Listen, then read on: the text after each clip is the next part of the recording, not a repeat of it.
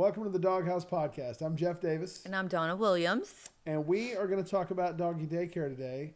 And about all the crazy dogs that we have in daycare and their personalities. And the crazy people that come along with them. Yes. Oh, you mean their parents? Yes. Got it. Okay. Just checking. Doggy Daycare is really meant for socialization, right? So most people think that Doggy Daycare is to be socialized with humans, and that's not necessarily the case.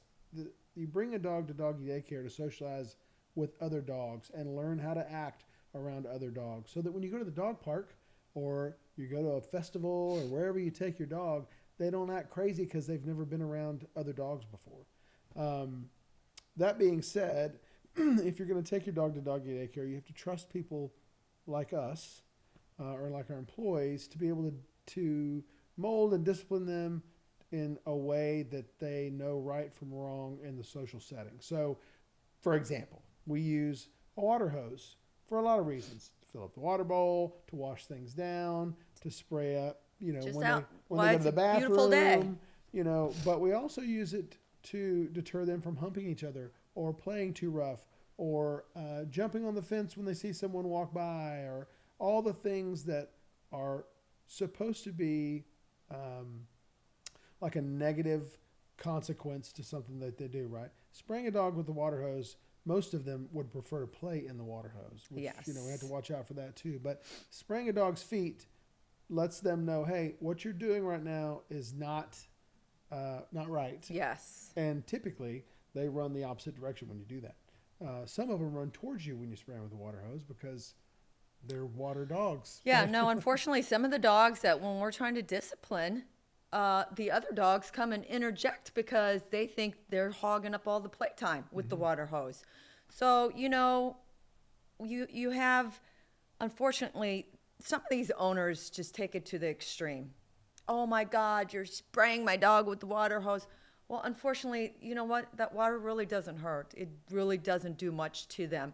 But it lets them know that that's not okay what he's doing to his friend.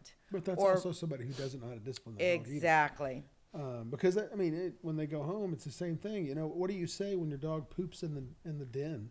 Exactly. It's your tone of voice. Right. It's how people don't understand that dogs need a pack leader. Mm-hmm. If you don't have a leader, there's chaos. Mm-hmm. Okay? And a lot of these people at different facilities, it's, everybody runs their place different. Okay? And there's nothing wrong with how everybody does whatever. But for us, it's very important that who's ever out there watching all these dogs understand body language. They understand the mentality of all these dogs. And not everybody sometimes likes certain things while they're out there. Or if they see a stranger walking by, or when our clients, nothing drives me more crazy when our clients come and they're dropping their dog off for grooming, and they let their little dog right up the fence barking at our big dogs, just causing chaos between the fence line. Cute.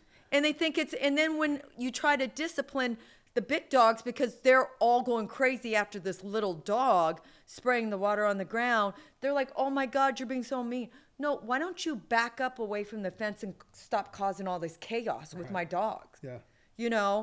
So people need to understand that, when we're disciplining and spraying water and stuff, it's not because we're trying to be mean. It's because a fight is about to happen because this person doesn't understand boundaries. They think it's really cute barking between barriers, and it's not. Yeah, and most of the time, most people, especially in our case, when you round the corner, going to the doghouse specifically, yes. They're hanging out the window. They know that it's playtime. Exactly. And it's time to have a good time, and they like to be worn out. Most dogs need to have activity. Yes. Which brings me to the reason you would take them to daycare is because you do work all day, and in some cases you can't afford to go to daycare every day, so you have to crate train your dog, right? So there's nothing wrong with crate training a dog, right? And there's nothing wrong with going to work at 8, putting your dog in a crate and coming home at 4 or 5 in the afternoon. But the point is that there has to be a balance. When you come home from the dog being in